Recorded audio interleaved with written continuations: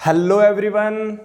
तो भाई कैसे हैं सभी लोग। आई होप आप बहुत ही अच्छे होंगे, स्वस्थ होंगे और सुरक्षित होंगे।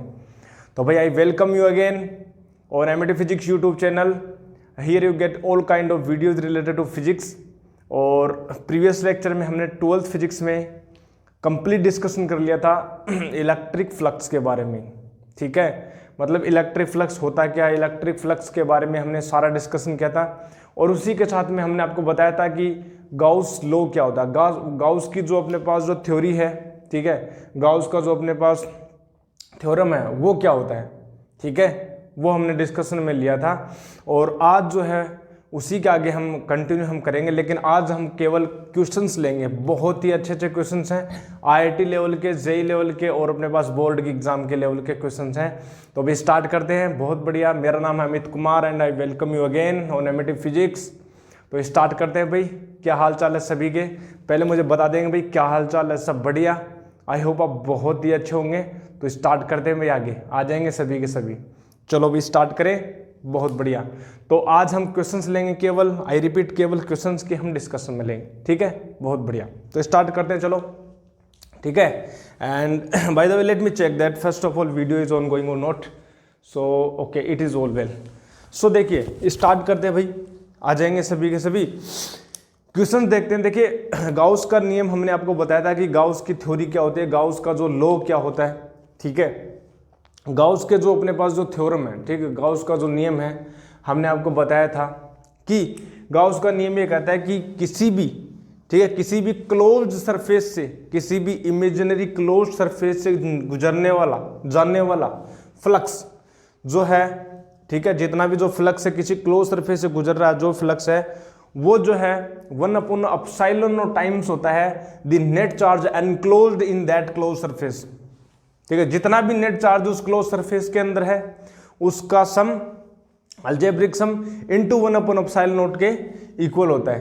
ठीक है, और हमने आपको बहुत ही एक अच्छा अपने पास जो है रिजल्ट दिया था आपको कि इलेक्ट्रिक फ्लक्स जो है उसकी जो वैल्यू है अपने पास, ठीक है, इलेक्ट्रिक फ्लक्स की जो वैल्यू है वो अपने पास हमने बताया था कि आप ऐसे कैलकुलेट कर सकते हैं, delta phi equal to E vector dot delta S vector.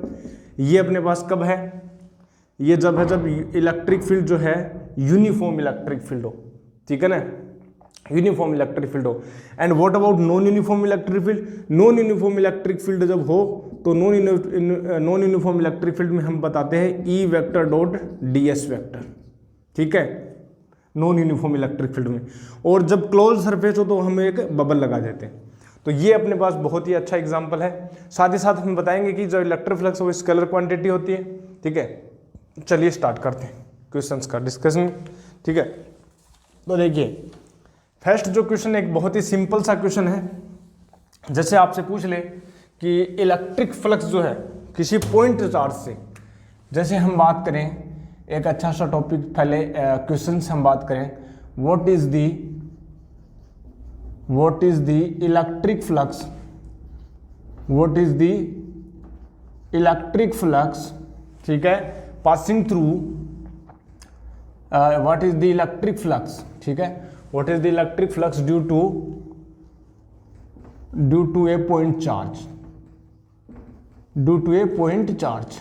Okay, ठीक है, पॉइंट चार्ज से जाने वाला कितना फ्लक्स होता है, पॉइंट चार्ज से जाने वाला कितना फ्लक्स है। ठीक है, point charge which is place, which is kept inside a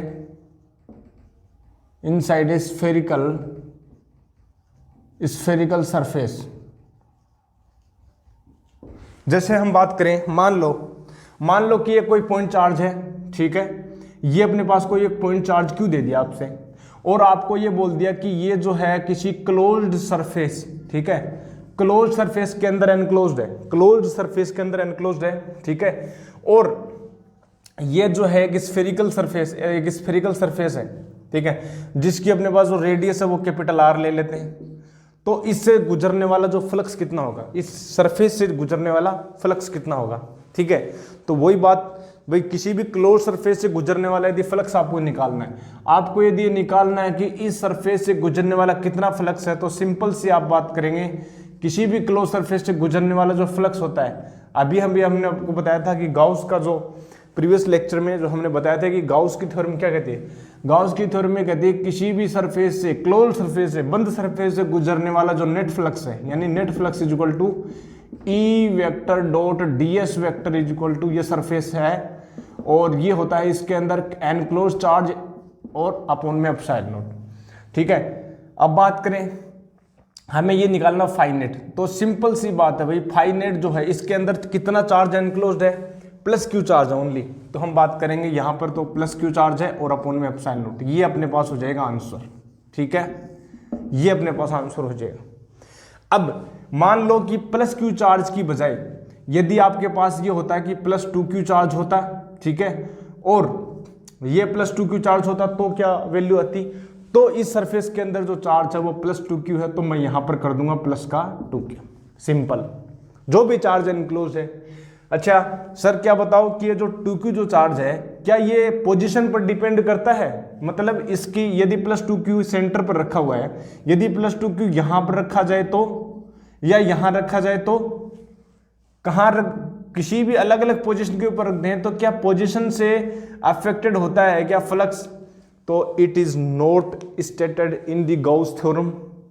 Gauss theorem only states that the net flux passing through any closed surface only depends on the net charge enclosed by that only surface. It is not said that wherever you keep that charge inside the closed surface, it is not mentioned.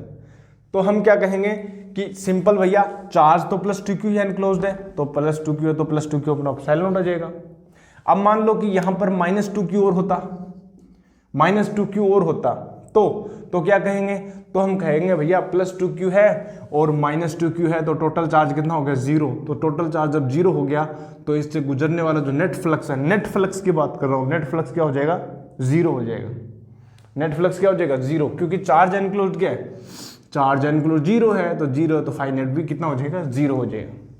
सही बात है, बिल्कुल, तो यही बात है। अच्छा ये बात तो हमने एक स्फेरिकल सरफेस दे दी।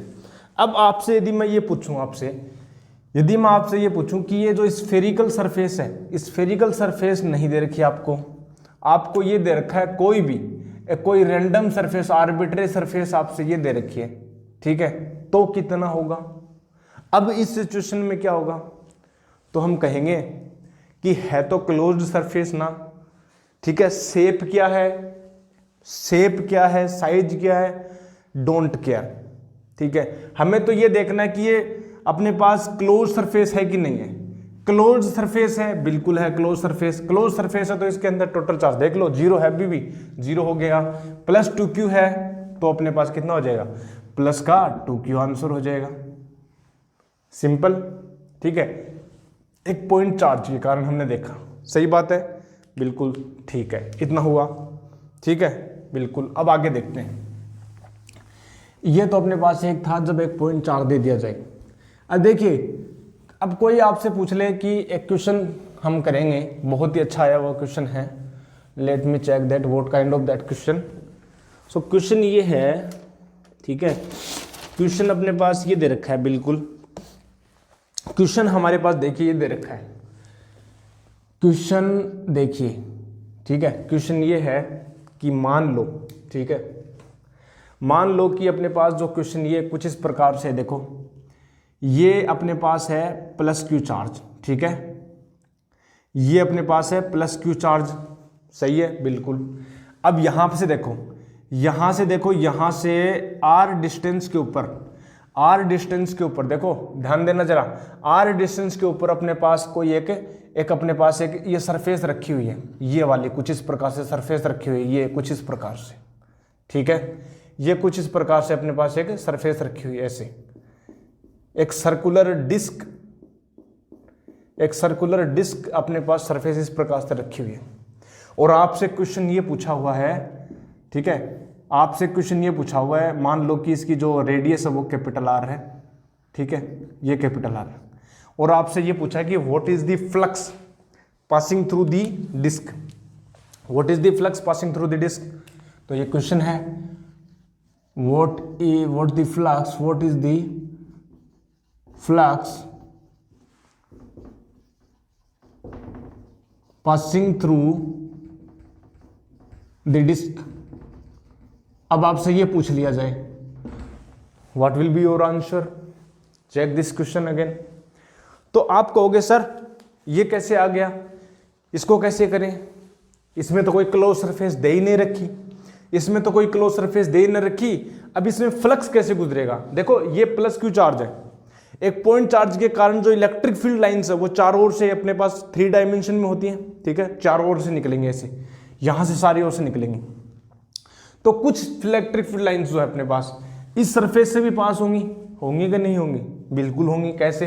देखो भाई, यहां से जो है चारों ओर होंगी, तो हम बात करें कि कुछ इस प्रकार से होंगी, कुछ इस प्रकार से होंगी, कुछ इस प्रकार से, कुछ 3 डायमेंशन में कुछ इस प्रकार से होंगी, ठीक है। और electric field lines never intersect each other. I have already told you in the previous lecture properties of electric field lines. कुछ इस प्रकार से होगी कि नहीं होगी मुन्ना? बिल्कुल होगी सर। ये होगी अपने पास electric field lines due to a point charge. और ये जो इलेक्ट्रिक फील्ड लाइंस है ना, ये चारों ओर होंगी, ठीक है, इस तरफ भी होंगी, इस तरफ भी होंगी, सब जगह होंगी। लेकिन हमें केवल किस में चेक करना है? हमें केवल इस सर्कुलर डिस्क में चेक करना है कि सर्कुलर डिस्क के अंदर गुजरने वाला नेट फ्लक्स कितना होगा। तो कैसे करेंगे? कैसे करेगा मुन्ना, बता जल्दी से। तो देखो सिंपल, हम डायरेक्ट जो अपने पास जो ओरिजिन है फ्लक्स का, जो फ्लक्स की जो डेफिनेशन है वहां से कैलकुलेट करेंगे। पहली बात तो ये देखो कि इस सरफेस से जो पास होने वाला जो इलेक्ट्रिक फील्ड है वो नॉन यूनिफॉर्म है। नॉन यूनिफॉर्म कैसे सर? देखो इस पॉइंट के ऊपर इलेक्ट्रिक फील्ड की डायरेक्शन कुछ इस प्रकार से है, इस पॉइंट के ऊपर ऊपर की ओर है, ठीक है। इलेक्ट्रिक फील्ड की जो डायरेक्शन है ना, इलेक्ट्रिक फील्ड की डायरेक्शन चेंज हो रही है हर एक पॉइंट के ऊपर। अब इलेक्ट्रिक फील्ड की डायरेक्शन जब चेंज हो रही है तो फॉर्मूला कौन सा लोगे, बताओ जरा। वी नो दैट क्या होता है भैया, बाय द डेफिनेशन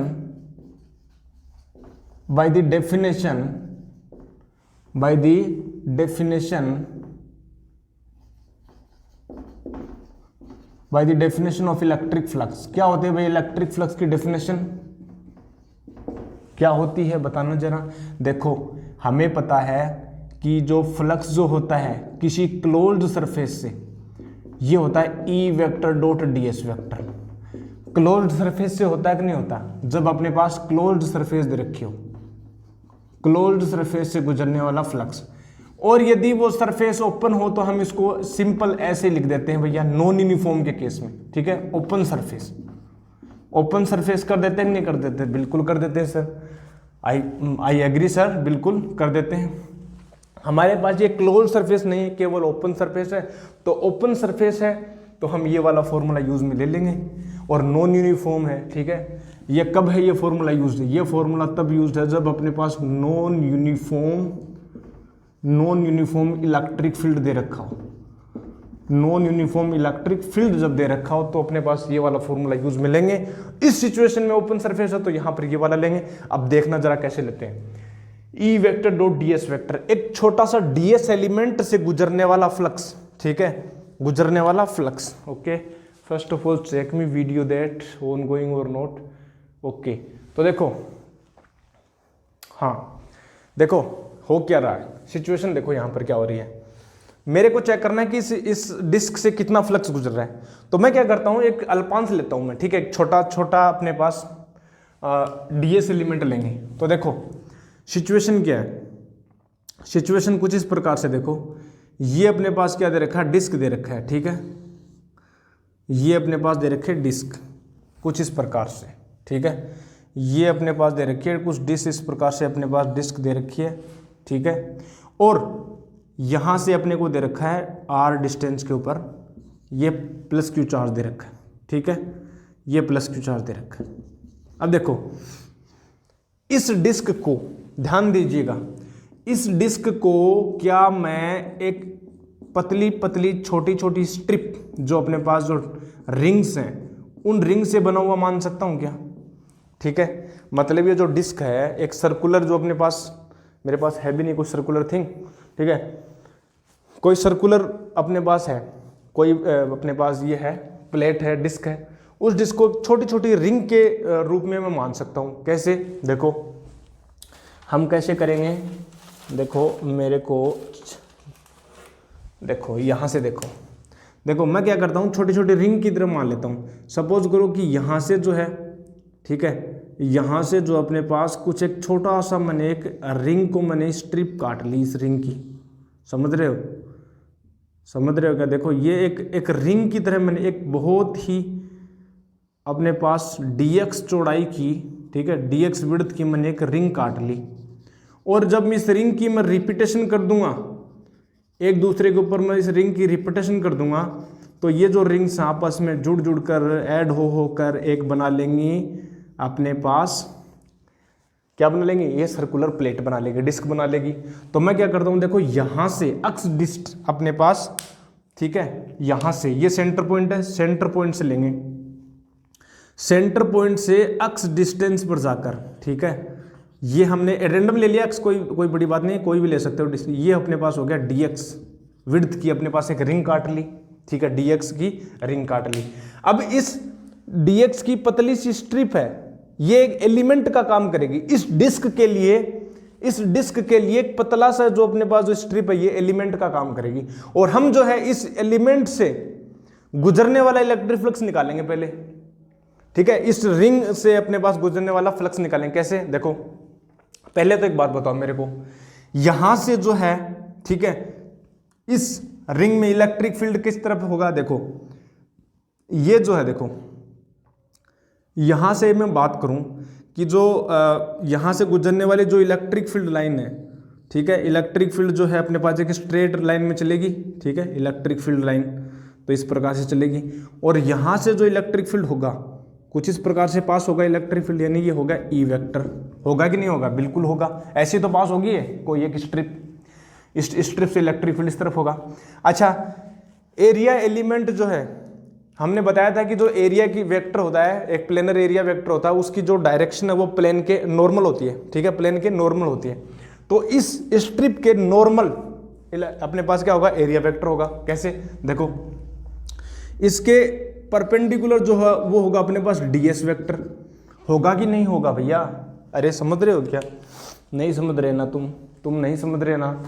देखो लेट मी चेक दैट, एक सिचुएशन लेना तो मेरे को। देखो ये अपने पास क्या है?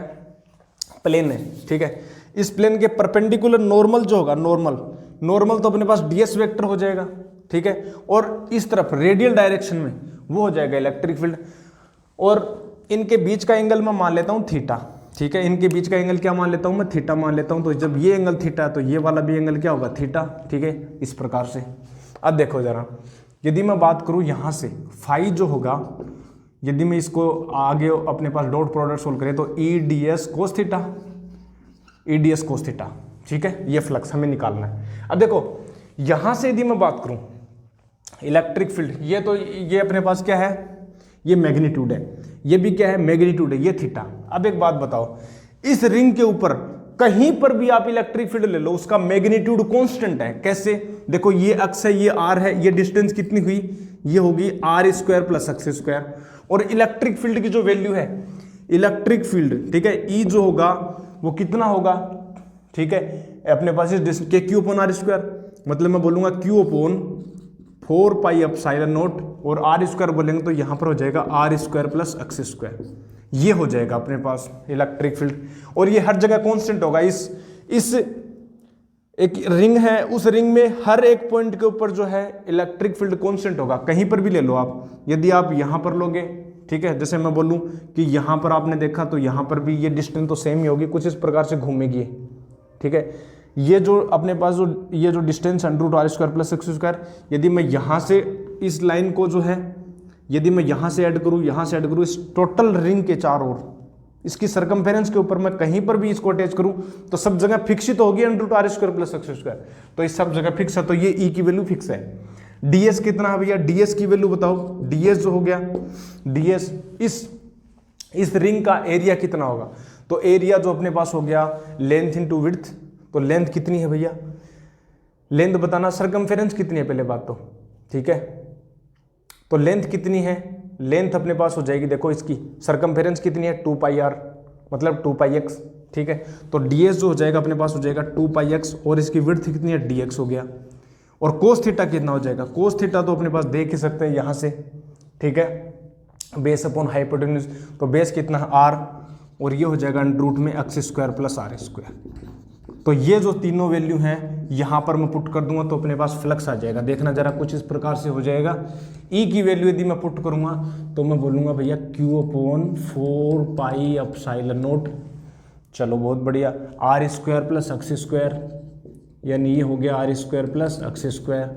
अच्छा, और अपने पास ds की वैल्यू अपने रख देंगे 2 पाई एक्स डी एक्स, तो ये हो जाएगा 2 पाई एक्स डी एक्स, ठीक है, और कोस थीटा ये हो जाएगा r अपोन में अंडर रूट में x square plus are square, और ये हो जाएगा अपने पास dx। वाह सर, अब देखो जरा आगे इसको सोल्व कर लो तो ये कुछ इस प्रकार से हो जाएगा। देखो ये पाई से पाई कैंसिल आउट, 2 से 2 कैंसिल आउट हो गया, तो यहाँ पर हो जाएगा Q अपॉन 2 एप्सिलॉन नॉट, ठीक है, Q अपॉन 2 एप्सिलॉन नॉट, ये हो जाएगा r, और ये हो जाएगा x अपॉन, यहाँ पर हो जाएगा x square plus are square की पावर 3/2, और ये हो जाएगा dx। बहुत बढ़िया, बिल्कुल। अब हमें तो टोटल डिस्क से निकालना है, तो ये जो स्ट्रिप जो अपने पास रिंग काटी, इस रिंग को मैं यहाँ से स्टार्ट कर सकता हूँ, x की वैल्यू 0 से कैपिटल R तक, जो इसकी रेडियस है, मतलब 0 से कैपिटल R तक यदि मैं कर दूँ ऐड, तो टोटल फ्लक्स आ जाएगा अपने पास। आ जाएगा कि नहीं आ जाएगा, बिल्कुल आ जाएगा। तो अब इसको सोल्व करना है, इंटीग्रेशन तो करना आता है, बिल्कुल सर।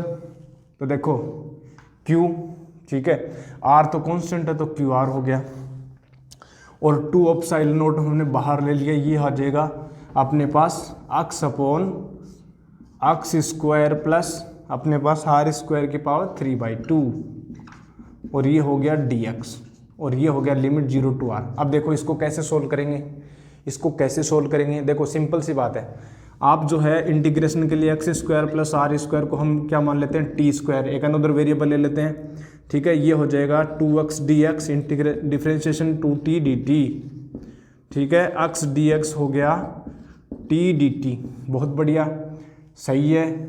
एंड ये तो हो गया एक चेंज, साथ ही साथ लिमिट में भी चेंज करेंगे, ठीक है, लिमिट में भी चेंज करो या लिमिट न करो, डायरेक्ट वैल्यू पुट करो। देखो फाई की वैल्यू होगी QR अपॉन 2 एप्सिलॉन नॉट, ठीक है, और x ds की जब मैंने कर दिया t dt, और यहाँ पर कर दिया मैंने t स्क्वायर, तो ये हो गया t क्यूब, और ये कैंसिल आउट हो गया, फाई की वैल्यू आई QR अपॉन 2 एप्सिलॉन नॉट, और 1 अपॉन टी स्क्वायर का इंटीग्रेशन -1 अपॉन टी हो जाएगा, और लिमिट हम रखेंगे अभी, देखना जरा, लिमिट हम रखेंगे। देखो लिमिट हमारे पास क्या थी, 0 to r थी, बट हम तो 0 to r तो अलग है, देखो माइनस हमने बाहर ले लिया, t की वैल्यू क्या है, t 1 upon under root x square plus are square है। अब रख दो 0 to r, क्योंकि एक्चुअल में तो यही ना वैल्यू है अपने पास।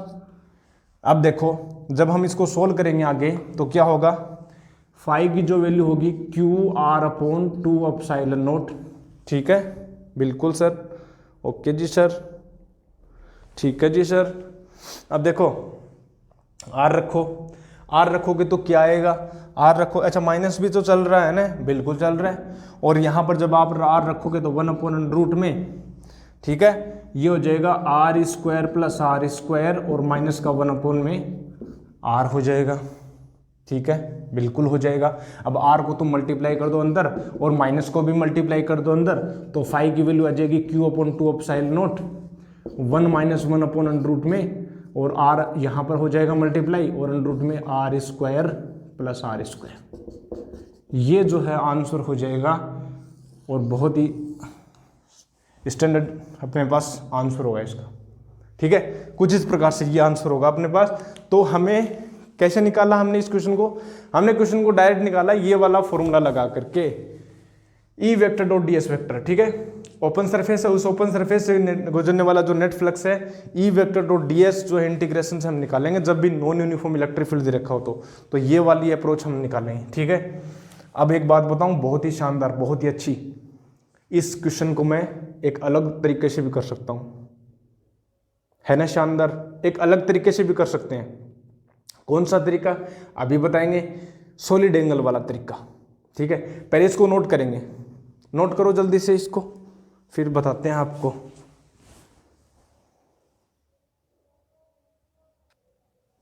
तो चलो भाई करते हैं डिस्कशन। अब तुम कहोगे सर कौन सा तरीका बता रहे थे नेक्स्ट, तो देखो एक अच्छा तरीका हम बताएंगे, बहुत बढ़िया सॉलिड एंगल वाला। लेकिन उससे पहले आपको ये पता होना चाहिए सॉलिड एंगल क्या होता है, ठीक है। क्या मैंने सॉलिड एंगल पढ़ा दिया था क्या? बेसिक टूल्स फॉर फिजिक्स क्या मैंने पढ़ा दिया था क्या? नहीं, मुझे नहीं लगता मैंने पढ़ा दिया था होगा। जो अपने पास 11th फिजिक्स में हमने फिजिक्स के लिए बेसिक्स टूल्स बताए थे, कुछ बेसिक्स मैथमेटिक्स फॉर फिजिक्स, उसके अंदर हमें सॉलिड एंगल नहीं पढ़ाया, ठीक है। तो हल्का सा आपको बता देते हैं सॉलिड एंगल, क्योंकि सॉलिड एंगल बहुत इंपॉर्टेंट है। सॉलिड एंगल की जो अप्रोच है वो बहुत इंपॉर्टेंट है। तो पहले आप हेडिंग डालेंगे, क्या हेडिंग डालेंगे? आप हेडिंग डालेंगे सॉलिड एंगल, ठीक है। सॉलिड एंगल आप हेडिंग डालेंगे, क्योंकि सॉलिड एंगल एक ऐसी चीज है, बहुत ही गजब चीज है। इससे आप कुछ भी क्वेश्चन सोल्व कर सकते हो। अपने पास इलेक्ट्रिक फ्लक्स, जेई के क्वेश्चंस बेस्ड ही इस पे होते हैं, अपने पास सॉलिड एंगल के ऊपर। तो होता क्या है सर? एंगल होता है, ठीक है। सॉलिड एंगल क्या होता है? एक एंगल होता है, ये तो हमें भी पता है सर, ये तो सॉलिड एंगल तो हमें भी पता है, it is A angle, but it is a 3 dimension angle है, ये 3D एंगल है ये, ठीक है। 3D एंगल है ये, 3D एंगल है। कैसे? देखो एंगल होता क्या है, एंगल की यदि मैं बात करूं, ठीक है, एंगल की बात करूं, जैसे मान लो कि एंगल में हम बोलते हैं प्लेन एंगल। क्या होता है प्लेन एंगल? तो प्लेन एंगल में हम बोलते हैं कि मान लो कि एक अपने पास एक रेफरेंस लाइन है, ये क्या एक रेफरेंस लाइन है, इस रेफरेंस लाइन से कोई दूसरी जो लाइन है, कोई अनदर लाइन जो है, कितनी इंक्लाइंड है, कितनी टिल्टेड है, कितनी झुकी हुई है या कितनी ऊपर उठी हुई है। जैसे हम ये बोलें कि यहाँ पर जो है ये लाइन मान लो अपने पास इतनी झुकी हुई है, एक लाइन जो है इसके जस्ट इसके परपेंडिकुलर है कुछ इस प्रकार से, ठीक है। एक लाइन जो है कुछ इसके जस्ट अपोजिट है, जस्ट इसके अपोजिट है। तो ये क्या है? ये एक बताने, एंगल क्या बताने का एक तरीका है कि कितना झुकाव है दो लाइन के बीच में, ठीक है, कितना झुकाव है। अब इस झुकाव को हम जनरली हम बोलते हैं 30 डिग्री, ये 90 डिग्री हो गया, और ये हम बोल देंगे यहाँ पर हो गया 180 डिग्री, ठीक है, कुछ इस प्रकार से। ये प्लेन एंगल होता है, simple 2 dimensional angle, plane angle. अब 3D एंगल क्या होता है?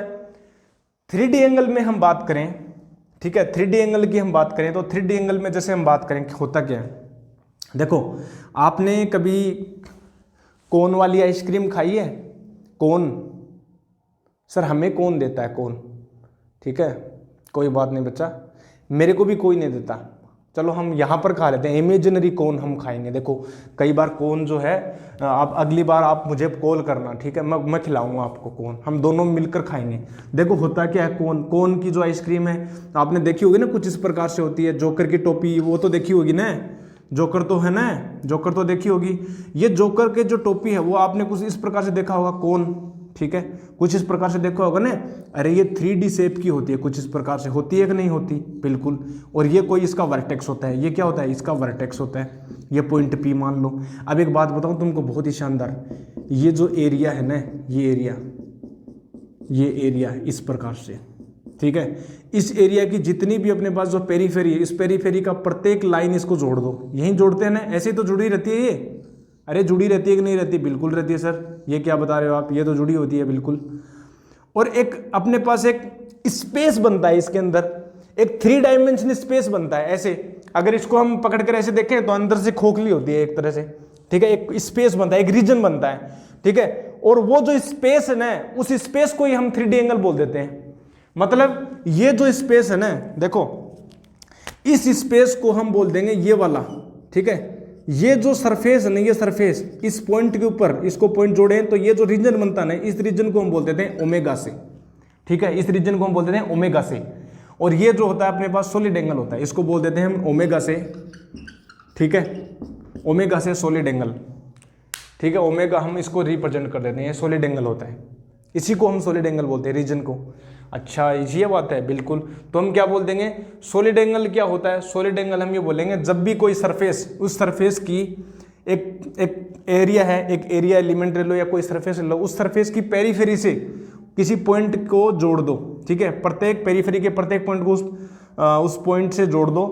जोड़ने के बाद में जो अपने पास जो रीजन बनता है, जो स्पेस बनता है, ठीक है, उस स्पेस को हम 3D एंगल बोल देते हैं, ठीक है।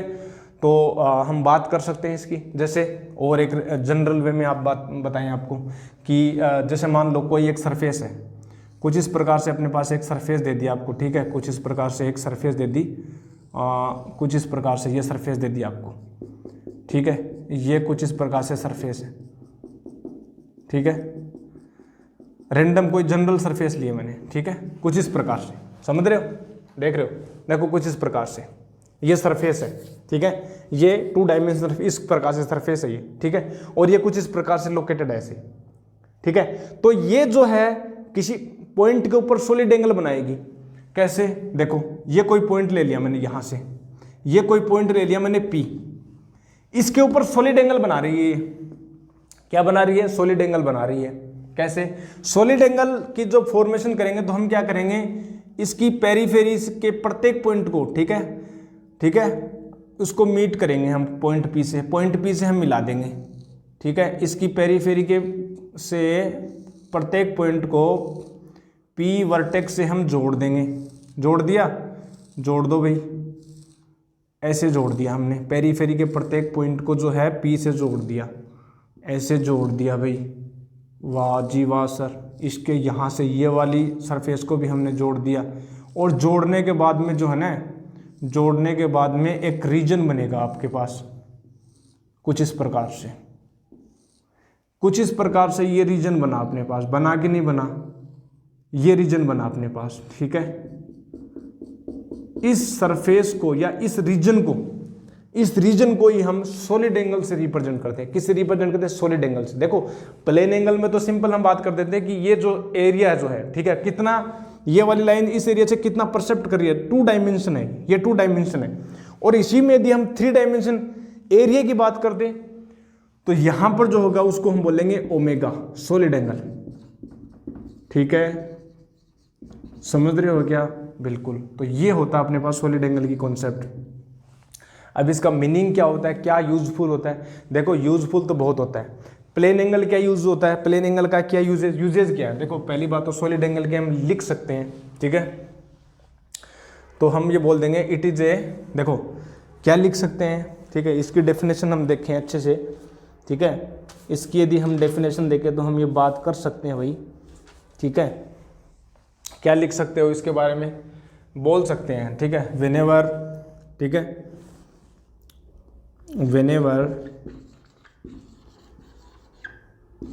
whenever a surface, ठीक है,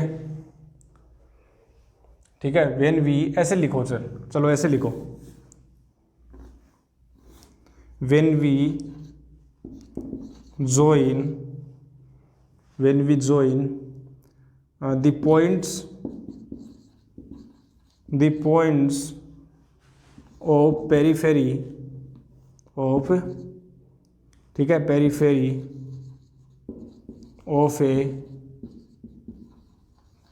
of a surface, ठीक है, to any point, ये पॉइंट होगा अपने पास वर्टेक्स, ठीक है,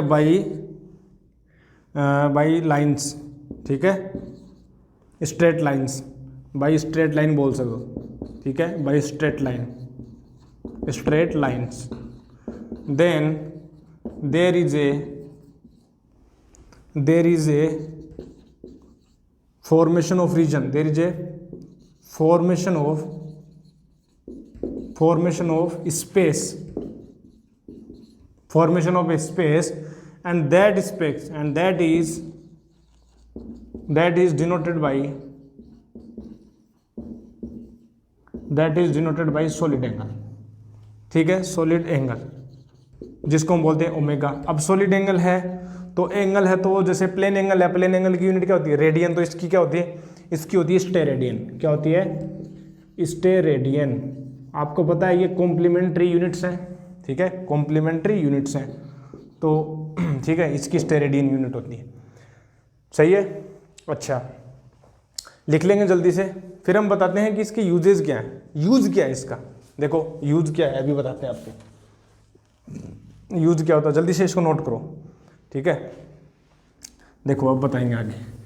अब यूज की मैं बात करूं, प्लेन एंगल का क्योंकि क्या यूज होता है। देखो प्लेन एंगल की बात करें तो प्लेन एंगल की बात करें तो प्लेन एंगल में कुछ इस प्रकार से होता है, ठीक है। मान लो ये एंगल थीटा है, ठीक है, और ये अपने पास कोई आर्क है, ठीक है, ये स्फीयर की आर्क है, ये कुछ इस प्रकार से।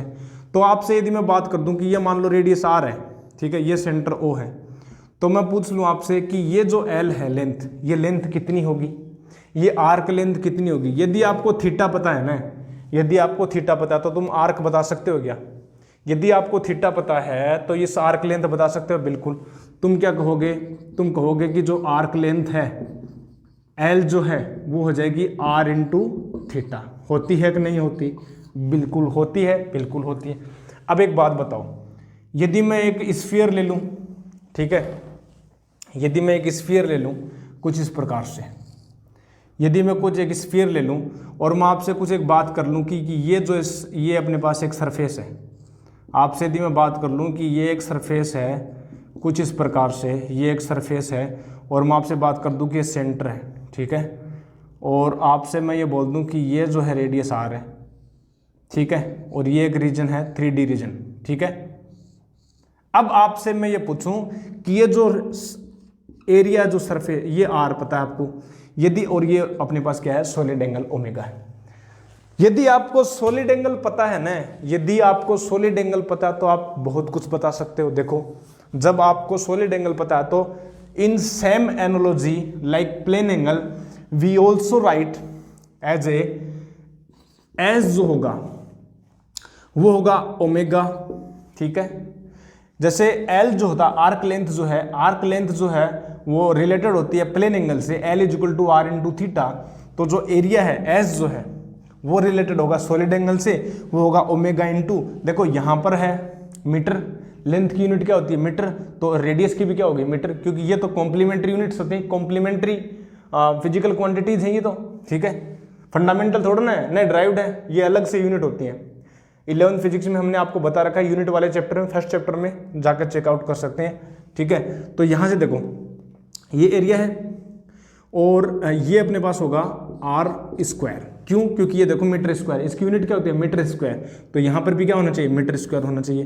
तो ये अपने पास एक बहुत ही अच्छा रिजल्ट आता है, तो ये याद रखना, ठीक है। जब भी आपको एक सरफेस एरिया दे रखा हो एस, ओमेगा अपने पास उसका सॉलिड एंगल, तो s omega is equal to s upon r square आप लिख सकते हो, omega is equal to s upon r square लिख सकते हो। और एक और बता दें आपको, ठीक है, ये ओमेगा, ठीक है, और अपने पास थीटा, थीटा कैसे, देखो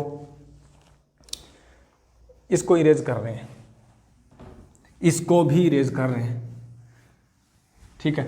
अब एक रिलेशन आता है, बहुत ही अच्छा रिलेशन आता है, वो देखो ये एक रिजल्ट आता है कि कुछ इस प्रकार से, ये आपके पास एक रिजल्ट आता है, देखो ये आपके पास एक एरिया दे रखा है, ठीक है, ये अपने पास दे रखा है एरिया, ठीक है, ये एरिया दे रखा है, और यहाँ से जो है ये अपने पास सेंटर लाइन है यहाँ से। अब एक बात बताएं आपको, देखो बहुत ही अच्छी, ये जो एंगल है ना आपको यदि मान लो थीटा दे रखा है, ठीक है, ये एंगल दे रखा है थीटा, और ये जो एंगल है वो आपको दे रखा ओमेगा, तो इनमें रिलेशन होता है omega is equal to 2 pi into 1 minus cos theta. बहुत ही इम्पोर्टेंट रिजल्ट है ये, इसको ध्यान रख लो, इसके ऊपर तो मैं पार्टी दे दूँ तुमको, इतना बेहतरीन एग्जाम्पल है, बेहतरीन रिजल्ट है ये। Omega is equal to 2 pi into 1 minus cos theta, क्या 2 पाई है यहाँ पर, चेक कर लेंगे बाकी।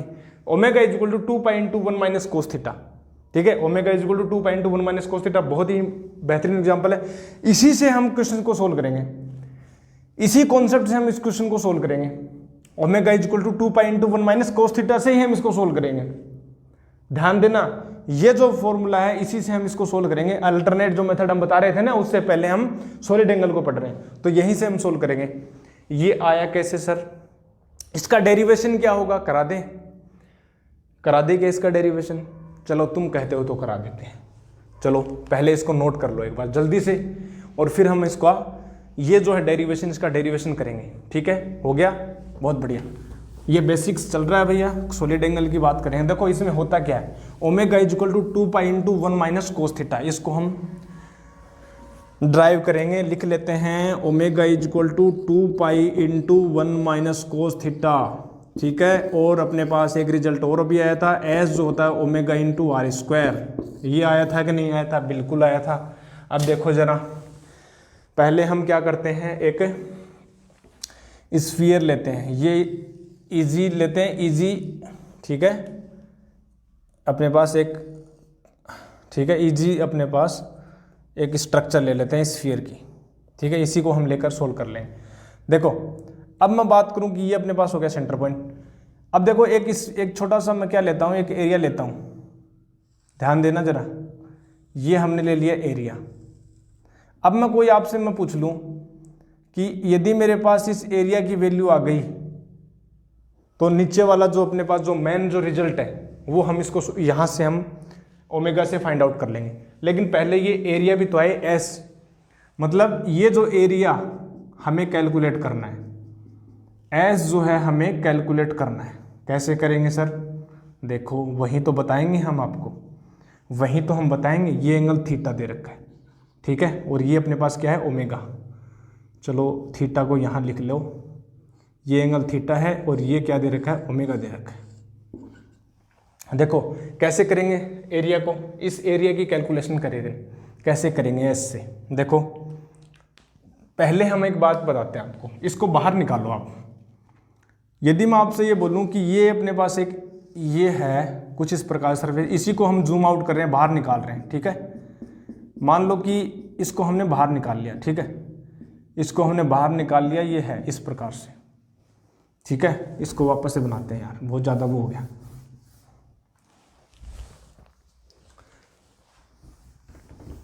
ठीक है, देखो कुछ इस प्रकार से है,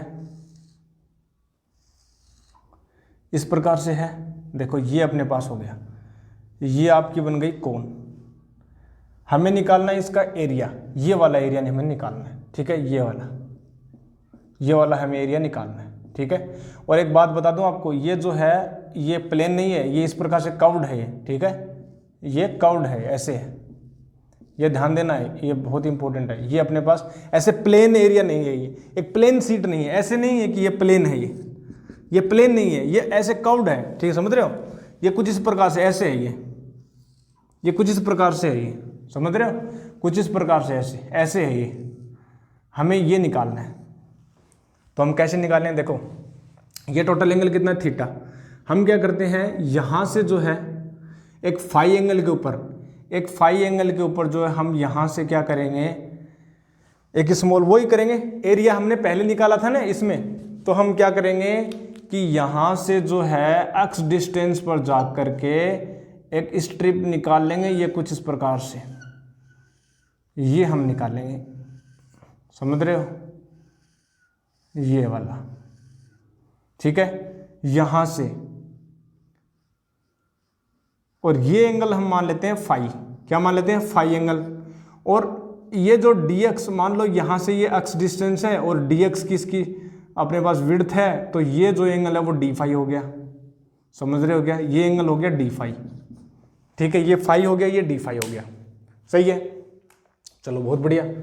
अब ds क्या होगा, एरिया एलिमेंट कितना होगा, ds जो होगा अपने पास हो जाएगा, देखो 2 पाई x, लेंथ पेरीफेरी वाली लेंथ होगी, सरकमफेरेंस होगी, सरकमफेरेंस होगी ना, सरकम 2 पाई x, और इसकी विड्थ होगी dx। अच्छा, x की वैल्यू ये x कितनी होगी, देखो ये टोटल ये क्या है, r है, तो देखो r cos phi r sine phi, इस प्रकार से जाएगी। समझ रहे हो? अरे मुन्ना ऐसे है कि नहीं है, ये एंगल फाई है कि नहीं है? बिल्कुल है। क्या ये x है, ये r है, तो x कितना होगा, r साइन फाई होगा ना। तो ये हो जाएगा 2 पाई r साइन फाई, और dx कितना होगा, dx, ये वाला dx, ये जो dx है वो कितना होगा, ये वाला, ये d फाई एंगल है, तो वही वाला हो गया ना, L बराबर r इंटू थीटा। तो dx जो हो जाएगा वो हो जाएगा r into D phi.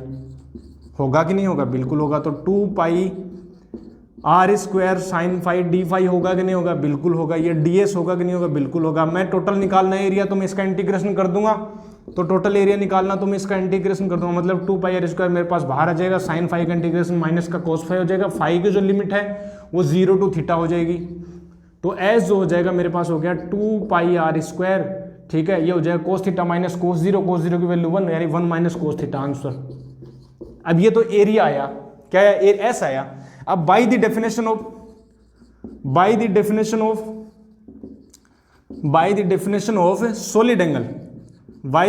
Of solid angle क्या होगा भैया? सॉलिड एंगल की डेफिनेशन क्या होती है अपने पास? हम बोलते हैं ना s equal to omega into r square. Area तो हमने निकाल लिया, क्या है 2 pi r square into 1 minus का कोस थीटा, और ये होगा अपने पास ओमेगा आर स्क्वायर, क्या आर स्क्वायर से r square cancel, omega equal to होगा 2 पाई इंटू 1 माइनस का कोस थीटा। ये मेरे पास मेरे बच्चे ध्यान रखना, इस वाले रिजल्ट के ऊपर तो तुम कहो तो मैं पार्टी दे दूं, है ना, बहुत ही इंपॉर्टेंट रिजल्ट है, जल्दी से इसको नोट कर ले। और ये रिजल्ट आ गया, अब तू चिंता मत कर, अब मैं कर दूंगा, अब मैं इसका इलाज कर दूंगा सारे क्वेश्चंस का। देखो पहले इसको नोट कर, तू नोट कर ले जल्दी से नोट कर। और अब देख एक बहुत ही बेहतरीन रिजल्ट के ऊपर आ रहे हैं। देखो थीटा की वैल्यू यदि मैं करूं 90 डिग्री, यदि मैं थीटा की वैल्यू 90 डिग्री कर दूं, यदि मैं थीटा की वैल्यू 90 डिग्री कर दूं, तो ये एरिया कुछ इस प्रकार से हो जाएगा कि नहीं हो जाएगा? थीटा की वैल्यू 90 डिग्री कर दूं तो क्या ओमेगा की वैल्यू क्या 2 पाई आ जाएगी? पुट कर दे। और यदि मैं और ये जो सिचुएशन होगी कुछ इस प्रकार से होगी, थीटा की वैल्यू मैंने 90 डिग्री कर दी ना, तो कुछ इस प्रकार से ये अपने पास ये रिजल्ट होगा, हेमिस्फीयर। तो हेमिस्फीयर की जो आउटर सरफेस है वो सेंटर के ऊपर 2 पाई सॉलिड एंगल बनाती है, 2 पाई स्टेरेडियन सॉलिड एंगल परसेप्ट करती है। ओके, एंड यदि थीटा की वैल्यू मैं 180 डिग्री कर दूं तो ओमेगा की वैल्यू हो जाएगी 4 पाई, और इस सिचुएशन में पता क्या आ जाएगा? इस सिचुएशन में सारा स्फीयर आ जाएगा। तो तुम बताऊं, एक बात बता दो तुम्हें, स्फीयर जो होता है ना, स्फीयर या स्फीयर की जो सरफेस है उस सेंटर के ऊपर 4 पाई स्टेरेडियन एंगल को परसेप्ट करती है, 4 पाई स्टेरेडियन सॉलिड एंगल बनाती है, 4 पाई स्टेरेडियन सॉलिड एंगल बनाती है एक स्फीयर की सरफेस। और एक बात बताऊं, क्लोज्ड सरफेस चाहे कोई भी हो, कोई भी क्लोज सरफेस हो, जरूरी नहीं है कि ये स्फेरिकल होनी चाहिए, कोई भी सरफेस ले लो, रैंडम सरफेस, वो हमेशा 4 पाई स्टेरेडियन सॉलिड एंगल बनाती है उसके पॉइंट के ऊपर। और ये पॉइंट भी जरूर नहीं, कहीं पर भी हो सकता है, डजंट मैटर, कहीं पर भी हो, 4 पाई स्टेरेडियन बनाएगी। तो ये याद रखना, इसी से हम करेंगे सोल्व। अब नोट कर ले जल्दी से, नोट कर ले जल्दी से, नोट कर लिया, स्क्रीन को पॉज करके इसको नोट कर ले, हो गया? ओके, अब देख जरा, ये रिजल्ट आया omega equal to 2 pi into 1 minus cos theta. अब देख जरा, अब कर देंगे इसको सोल्व, अब इस क्वेश्चन को सोल्व करेंगे। देखो मैं क्या कह रहा था, ये हमें निकालना फ्लक्स, ठीक है, हमें क्या निकालना है? हमें निकालना फ्लक्स निकालना है, इस सरफेस से गुजरने वाला फ्लक्स निकालना है। निकालना है नहीं निकालना है? बिल्कुल निकालेंगे। चलो आ जाओ। अब एक बात बता, ये प्लस क्यू चार्ज है? बिल्कुल है। क्या बात कर रहे हो सर? है, चलो ठीक है। एक बात बता, ये प्लस क्यू चार्ज है, ठीक है, और ये डिस्टेंस आर के ऊपर अपने पास रखा है, ये डिस्क रखी है ना, इस डिस्क से तो निकालना है तेरे को फ्लक्स से, ठीक है। अब तो सुन, डिस्क को हटा दो और तुम क्या करो पता है, आर रेडियस का एक स्फीयर बना लो। ये स्फीयर बना लिया और इस स्फीयर से गुजरने वाला जो फ्लक्स होगा, इस स्फीयर से 3 डायमेंशन से गुजरने वाला जो फ्लक्स है वो कितना होता है? Q upon epsilon not. अभी तो किया है गाउस भाई साहब ने, अभी भी तो बताया है, किसी क्लोज सरफेस से गुजरने वाला जो फ्लक्स होता है वो Q अपॉन एप्सिलॉन नॉट होता है, उसके अंदर चार्ज कितना है? Plus Q into 1 upon epsilon not के मल्टीप्लीकेशन में होता है, ठीक है, इतना पता है। ओके, इतना पता है। क्या मैं ऐसे बोल सकता हूं क्या मैं ऐसे बोल सकता हूं क्या, ये जो सरफेस है, स्फीयर वाली जो सरफेस है, क्या ये 4 पाई एंगल बना रही है स्टेरेडियन, 4 पाई 3D एंगल बना रही है? ये टोटल सरफेस है वो 4 पाई स्टेरेडियन एंगल बना रही है 3 डायमेंशनली। तो मैं ऐसे बोल सकता हूं क्या कि 4 पाई स्टेरेडियन एंगल से गुजरने वाला जो फ्लक्स है वो क्यू अपॉन एप्सिलॉन नॉट है। समझ रहे हो? आउटर सरफेस स्फीयर की 4 पाई स्टेरेडियन से एंगल गुजरने वाला flux Q upon epsilon not है, तो 1 अपॉन स्टेरेडियन से गुजरने वाला जो वो होगा Q upon 4 pi epsilon not होगा। ठीक है, और ओमेगा स्टेरेडियन से गुजरने वाला जो फ्लक्स है वो कितना होगा, उसको मल्टीप्लाई करेंगे। बनिया मेथड है, बनिए करते हैं ना, 4 रुपए में एक पेंसिल आई तो 1 रुपए में कितनी आएगी, वही है। तो ये जो हो जाएगा ओमेगा स्टेरेडियन से कितना होगा, ओमेगा आ जाएगा, ओमेगा आ जाएगा, बिल्कुल आ जाएगा।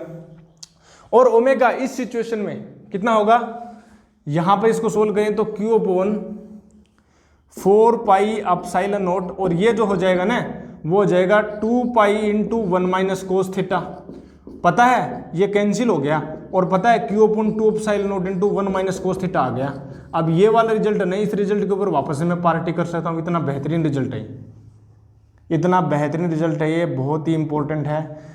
मतलब ये हुआ ओमेगा स्टेरेडियन से, ओमेगा स्टेरेडियन से गुजरने वाला जो फ्लक्स है, ओमेगा स्टेरेडियन से गुजरने वाला फ्लक्स है।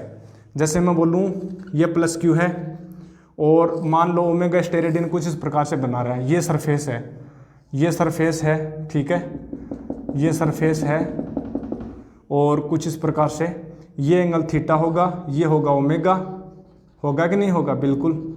इस ओमेगा स्टेरेडियन से गुजरने वाला जो फ्लक्स है, इस ओमेगा स्टेरेडियन से गुजरने वाला जो फ्लक्स है वो कितना है, इस ओमेगा स्टेरेडियन, ठीक है, फ्लक्स पासिंग थ्रू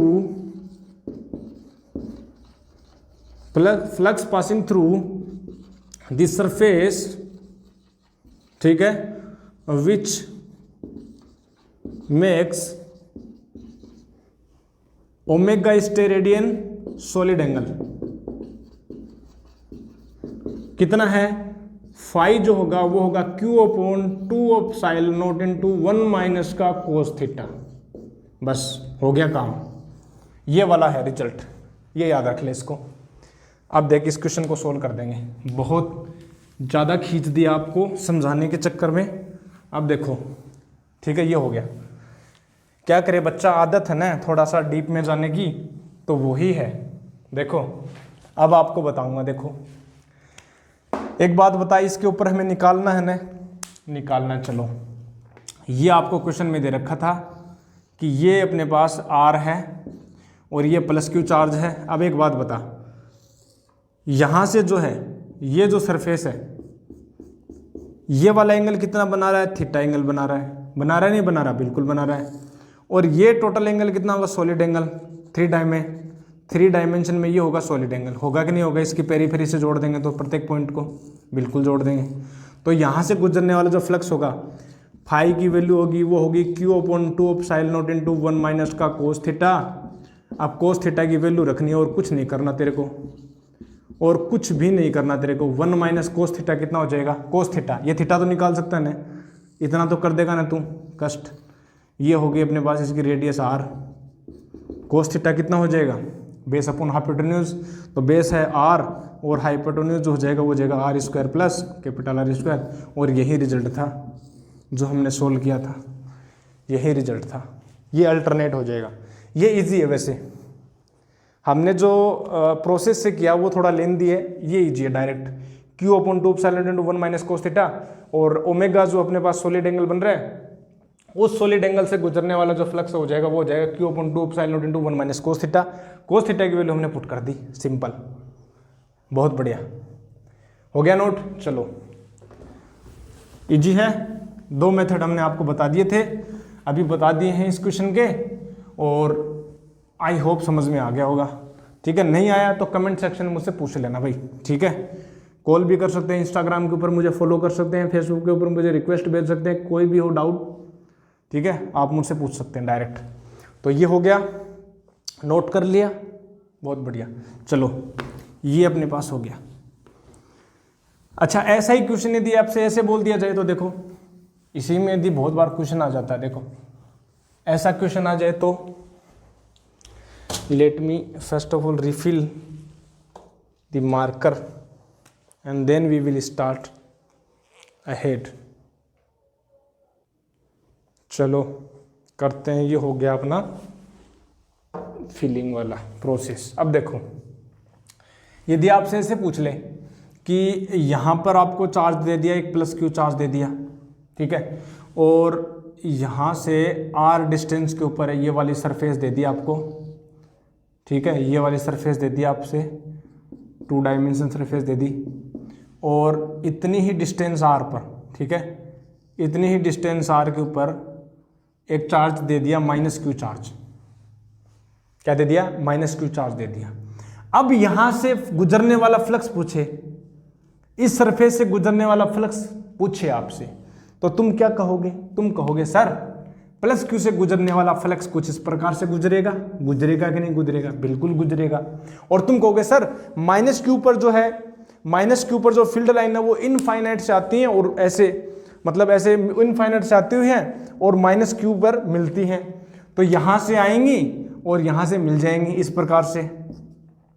तो यहां से ये वाला गुजरा, ये वाला भी गुजरा, कट कर रही है? कट नहीं करती, यहां पर कट नहीं करेंगी, ठीक है, कट नहीं करेंगे, इस प्रकार से होगा, ठीक है, इस प्रकार से, कुछ इस प्रकार से, ठीक है।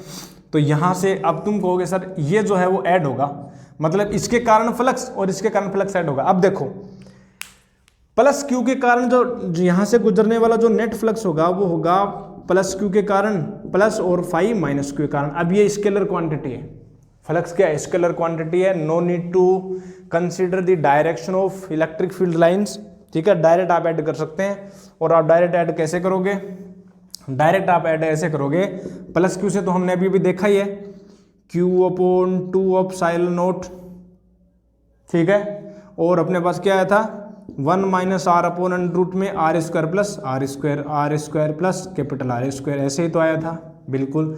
और इसके लिए भी कितना हो जाएगा? ऐड हो जाएगा, सेम टू सेम, ठीक है, माइनस वाला नहीं लेना, ये वाला मत सोचना, आप ऐड ऐसे देखो, डायरेक्ट ऐड हो रहा है, ऐड होगा तो डायरेक्ट ऐड कर देंगे, क्यू अपॉन 2 ऑफ साइल naught into 1 minus R upon under root में are square plus capital R square, ठीक है। अब कुछ भी बोल सकता है वो, डिस्टेंस चेंज कर दे, R1 दे दे, R2 दे दे, तो यहाँ से आप क्या कर दोगे? R1 कर दोगे और यहाँ पर कर दोगे R2 कर दोगे, ठीक है। यदि प्लस क्यू दे देता तो, यदि प्लस क्यू मान लो यहाँ पर ये प्लस दे देता, तो ये जब प्लस दे देता ना मेरे बच्चे, तो यहाँ पर इलेक्ट्रिक फील्ड इस लाइन इस तरफ जाएगी और ये वाली इस तरफ जाएगी, आपस में क्या होंगी? अपोजिट होंगी, मतलब इसके कारण इस तरफ होगी, इसके कारण इस तरफ होगी, अपोजिट होगी, मतलब सब्ट्रैक्शन आएगा, माइनस आ जाएगा। और यदि सेम होगा तो ये जीरो हो जाएगा फ्लक्स, समझ रहे? ये जेई में आए हुए क्वेश्चन है मेरे बच्चे, जेई में क्वेश्चन, ये इस प्रकार से जेई में क्वेश्चन आए हुए, ठीक है, हो जाएगा आराम से, इजी है, बहुत बढ़िया, ऐसे ही होगा, ठीक है। और मुझे क्वेश्चन चेक करने दो, कौन कौन से क्वेश्चंस हैं, अच्छे अच्छे लेवल के क्वेश्चंस, ठीक है। ये हो गया, ओके, एक क्वेश्चन और है, ठीक है, चलो फिर इसको नोट हो गया, चलो ठीक है। अब देखते हैं, अब देखो ये वाला क्वेश्चन हुआ अपने पास, ठीक है। अब देखते हैं, चलो आगे नेक्स्ट क्वेश्चन देखें, हम आपको बताएं, ठीक है, नेक्स्ट क्वेश्चन आपको बताएं। चलो ये देख लेते हैं, flux passing through the ball. आपको क्वेश्चन में ये दे रखा है, देखो क्वेश्चन क्या दे रखा है, क्वेश्चन ये दे रखा है फ्लक्स, ठीक है, फ्लक्स कैलकुलेट करना है पहला, ठीक है। आपको ये दे रखा है कि ये एक बॉल दे रखी है, ठीक है, ये बॉल दे रखी है आपको, कैपिटल आर रेडियस की, ये अपने पास आर रेडियस की बॉल दे रखी है, और कुछ इस प्रकार से आपसे ये आर डिस्टेंस के ऊपर ये अपने पास एक प्लस क्यू चार्ज रखा हुआ है, और ये बॉल दे रखी है, ठीक है, ये 3 डायमेंशन बॉल है। और क्वेश्चन में ये बोल रखा है कि व्हाट इज़ दी, ये एडवांस में क्वेश्चन में आया हुआ है, जेई एडवांस में आया हुआ क्वेश्चन है, और इसमें पूछ रखा है कि फ्लक्स जो है, ठीक है, क्या क्या लैंग्वेज है, through the ball and passing by the ball, okay, flux through the ball, flux through the ball आपसे ये पूछा है। बी आपसे ये पूछा है कि flux passing by the ball. ठीक है, समझ रहे हो। पहला जो क्वेश्चन है वो बोल रहा है कि इससे गुजरने वाला फ्लक्स कितना होगा, इस बॉल से गुजरने वाला फ्लक्स कितना होगा, ये पूछ रहा है। बॉल दे दिया आपसे 3D, इस बॉल से गुजरने वाला फ्लक्स पूछ रहा है आपसे, समझ रहे हो। इस बॉल से गुजरने वाला फ्लक्स आपसे पूछ रहा है, तो बता देंगे क्या? बिल्कुल बता देंगे सर। तुम कहोगे सर कोई भी, हमने गाउस के नियम में हमने देखा है, गाउस का नियम क्या कहता है, गाउस लॉ क्या कहता है, गाउस लॉ ये कहता है कि किसी भी क्लोज सरफेस से गुजरने वाला जो फ्लक्स है, किसी भी क्लोज सरफेस से गुजरने वाला जो फ्लक्स है, किसी भी क्लोज सरफेस से गुजरने वाला जो फ्लक्स है, उस सरफेस के अंदर चार्जेस का सम अलजेब्रिक सम इनटू 1/ε0 के होता है। लेकिन यदि चार्ज बाहर रखा हो तो जो फ्लक्स है वो जीरो होगा, तो वो फ्लक्स नेट फ्लक्स कितना होगा, उससे गुजरने वाला नेट फ्लक्स जीरो होगा, क्योंकि उसके अंदर अनक्लोज नहीं है। अब इनमें दोनों में जीरो होगा क्या? दोनों में लैंग्वेज देखो क्या है, एक तो बोल रहा है through the ball and passing by the ball. देखो थ्रू दी बॉल का मतलब है उससे गुजरने वाला नेट फ्लक्स कितना होगा, ठीक है, गुजरने वाला नेट कितना गुजर रहा है। तो थ्रू दी बॉल यदि मैं बात करूं प्लस क्यू से, तो जितना ज्यादा इंटर होगा उतना ही बाहर निकल जाएगा। तो यहां से इसका जो आंसर है वो तो आएगा 0, ये तो आएगा 0, ठीक है। क्यों? क्योंकि जितना इंटर करेगा उतना ही बाहर निकल जाएगा। तो नेट फ्लक्स देखूं इस थ्रू दी बॉल, इससे गुजरने वाला कितना होगा, वो कितना होगा, वो 0 हो जाएगा, समझ रहे हो।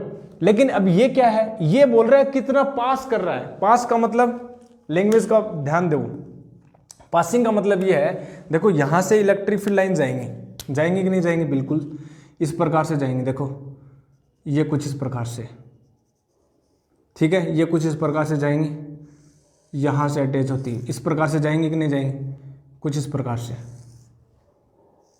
होगी कि नहीं होगी। अब इससे बस पासिंग पूछ रहा है, मतलब इसका जो ये जो एरिया है ना, देखो समझने की कोशिश करो इसको, ये वाला। अब तुम पासिंग की बात करोगे तो तुम कहोगे सर ये जो सर इस ओवरऑल जो पास कर रहे हैं, केवल टच करके निकल रहे हैं, केवल टच करके या पास करके निकल रहे हैं, तुम कहोगे कि ये वाला एरिया होगा, बट ये वाला एरिया नहीं होगा इसका आंसर।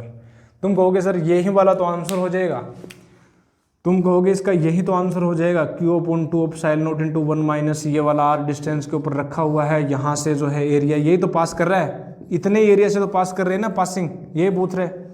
लेकिन ध्यान देखो, ध्यान दो, एंगल कितना बनेगा।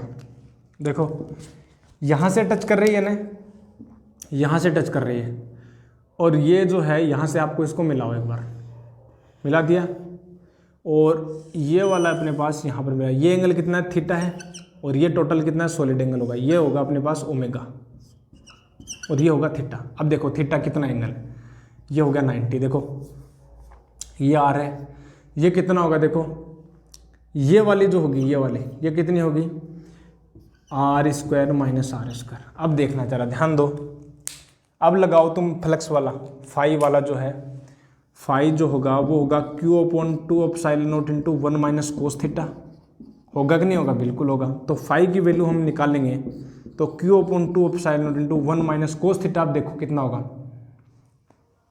अब कोस थीटा जो जाएगा वो जाएगा r² - r², ठीक है, और ये हो जाएगा स्मॉल r, ये आंसर आ जाएगा अब की बार, ठीक है। उल्टा है ना, अगर तुम डायरेक्ट यदि सोचोगे तो तुम कहोगे ये वाला जो एंगल है थीटा, अब देखो ये परपेंडिकुलर नहीं बनेगा, इसमें ये दिक्कत थी, इसमें ये परपेंडिकुलर नहीं बनेगा, ये कुछ इस प्रकार से बनेगा 90 डिग्री अब की बार इस प्रकार से बनेगा, क्योंकि पहले टच कर लेगा ये सरफेस को पहले ही टच कर देगा यहाँ से इस प्रकार से, समझ रहे हो, ये यहाँ पर पहले ही टच हो जाएगा। तो कुछ इस प्रकार से अपने पास ये आंसर आएगा इसका। और बहुत मिस्टेक की थी इसमें, बहुत ज़्यादा गलतियाँ भी हुई थी जेई में, लेकिन एक्चुअल आंसर ये है, आपको ऑप्शन में तुरंत मिलेगा, वो जो अभी अभी कराया है वही मिलेगा, लेकिन इसका रिवर्स हो रहा है, ठीक है, यहाँ पर माइनस भी आ रहा है, ठीक है, तो ध्यान दीजिएगा इसको, ठीक है। और ठीक है, बहुत बढ़िया। और ये वाला जो है अपने पास न्यूमेरिकल्स ये हुए, ठीक है। तो अभी और भी न्यूमेरिकल्स हैं मेरे पास, ठीक है, जो अपने पास जो फ्लक्स के हैं, बहुत ही बढ़िया बढ़िया क्वेश्चंस और भी हैं, वो भी कराएंगे, लेकिन टाइम जो हो बहुत ज़्यादा हो गया, ठीक है।